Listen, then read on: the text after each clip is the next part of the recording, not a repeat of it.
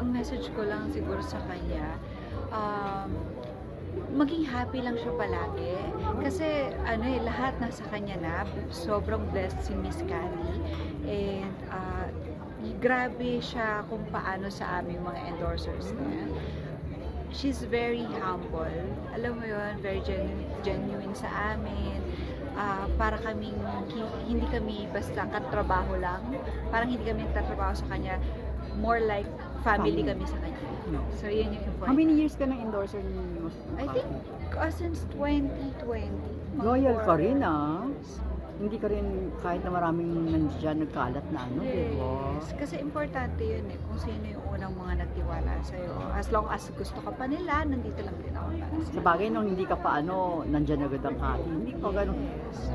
Pero ngayon Sanya, kumusta ng pulang araw, di ba? Hit na hit ang show. Yes. Ako super happy ako palagi kasi ang ganda ng mga feedback and comments sa mga tao regarding sa Pulang Araw, yung mga natututunan nila now, lalo yung mga kabataan. Parang feeling ko yun yung sa akin yun yung masarap sa pakiramdam na maraming lessons ang nakukuha nila dun sa sa Pulang Araw mismo. Ay, history na History diba? na mahalaga para sa atin. Paulit-ulit ko sinasabi na itong Pulang Araw ang isa sa mga boses ng ating mga unsung heroes na importanteng matutunan at malaman natin mga Pilipino. Oo. Ang husay-husay mo daw doon. Nababasa ko sa talagang yung lumabas na yung pagiging actress ni Sanya, ganyan. Thank you po. Siguro dalang-dala lang talaga ako sa character. Siguro dahil nakatulong rin sa akin yung talagang totoo kasi na to kumbaga hindi na siya yung basta sinulat lang. Totoong nangyari sa ating mga Pilipino. Kaya parang ito lang yung kaya kong ibigay para sa kanila para mabigyan ko ng hustisya yung pagganap ko bilang si Teresita. Oo nga. Pero may balita ba? Hanggang kailan ba ang Pulang Araw? Parang may nakita ko na matatapos na. Yes. Actually, matatapos na siya pero nag-extend pa kasi nga nagustuhan ng mga tao.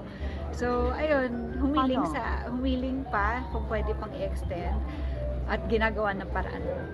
So meaning, ngayon ko lang nalaman yan. Totoong i-extend siya. Yes, pinag-uusapan o may decision na? May decision na po. I think magiging 110 episodes na po siya. Nagawa na yung kwento, yung whatever. Paano i-extend? Yes.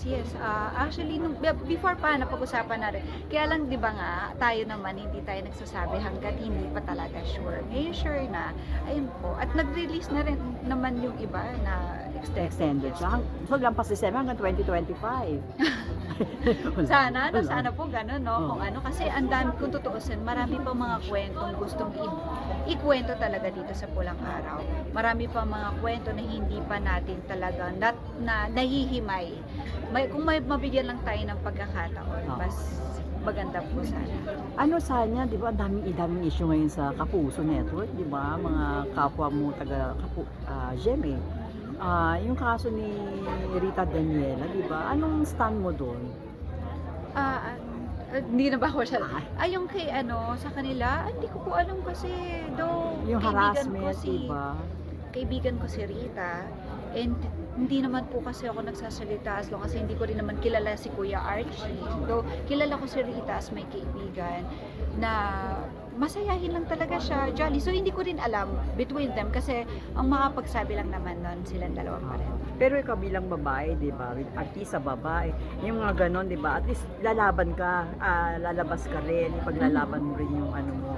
Katulad ni Rita Siguro na hindi siya nanahimik, hindi niya itinago.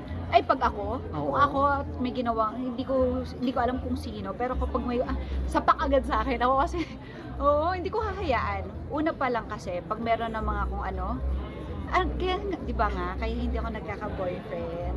Kasi una pa lang, binabara ko na, hindi ako pwedeng basta-basta ganunin lang. So, ako lang po. So, if ever, agad sa akin, wala agad. Harang ka agad. Harang agad. Hindi ko nahayaan na umabot tayo sa ganun. Subukan mo. Sapakin kita. Siguro natatakot yung mga lalaki sa'yo. Sanya, no? Feeling ko kaya hindi masyado lang talagang siguro importante lang ingatan natin yung mga sarili natin bilang babae. Yun lang ma-advise ko sa ating mga kababaihan. Okay. ganda mo dyan. Talaga? Oo, sa... Oo, ka sa kanina namin ilaw. Kasi may ilaw. Sa kanya, wala pa rin camera. Wala. Hindi kasi, ano ba? Hindi ko naman siya hinahanap eh. Kasi kung saan siya dumadating, the more kasi na hinahanap ko siya, the more na siguro baka hindi talaga. Doon hindi pa talaga ako naghahanap talaga. Makadating na lang sila. How many years na bang walang karelasyon? Walang karelasyon. Matagal na. Kasi matagal na. Hindi ko naman siya priority eh. I mean, ako lang naman yun. Sarili ko naman desisyon yan. Pero kumbaga, yung mga gagay sa akin, good luck, congrats sa inyo. Pero yung mga hindi naman, okay lang din. I support you. Kasi meron naman mga taong happy sila pag meron silang kaano. Diba? Iba rin yung nagbibigay ng inspirasyon sa inyo everyday. Yung ganon. So, ano nabibigay ng inspirasyon sa'yo? Ano ba? Sarili ko lang. Siguro yung mga work, yung mga blessings kasi dumadating sa atin. Sa totoo lang po, ang hirap isingit ng mga bagay na yan. Pero kung dumating naman siya, ayoko kasi nung nagiging ano siya, it's like an obligation na when it comes to relationship. I wanted na parang sobrang smooth lang ng lahat. Pag ganun, feeling ko baka siya na. Kasi pag feeling mo nagiging obligation, baka hindi pa siya. Ano bang ideal guy? Meron ba? Ideal guy. Wala lang, gusto ko lang ng mabait. Princess treatment.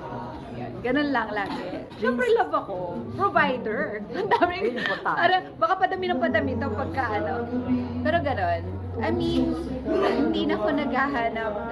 I think nandun ako sa husband material na agad. So, ibig sabihin, pag gusto pa nagka-boyfriend ka, yun yung magiging asawa mo. Sana, kasi hindi naman ako naghahanap ng partner for fun lang. Parang naghahanap na ako ng partner. Hindi man ako dumating doon sa sitwasyon na kailangan ko ng maraming karelasyon. Pero nandun na ako sa... Kasi feeling ko ready na ako. So, kung sino man yun, I hope ready din siya. Parang gano'n. O kung na-pressure ka, bala ka. Pero yun, parang relationship daw kasi hindi na masyadong ganun kaseryoso, 'di ba sa iba? Para nagiging laro na lang siya, nagiging for fun na lang. So I hope na makahanap pa rin ako ng taong ganun kung meron pa. Meron, marami, no? Sana.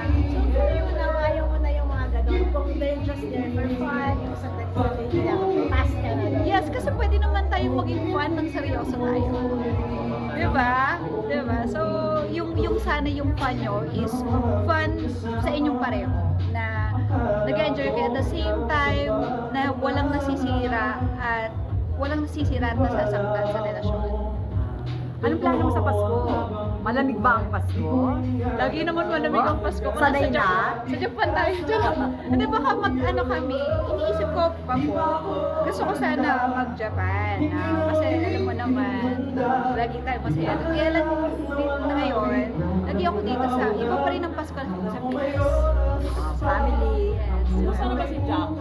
Si Jack? Okay naman siya. No, kasi lagi siyang pero siya ginagawa, di ba, business niya. Ikaw ba, may business ka ba?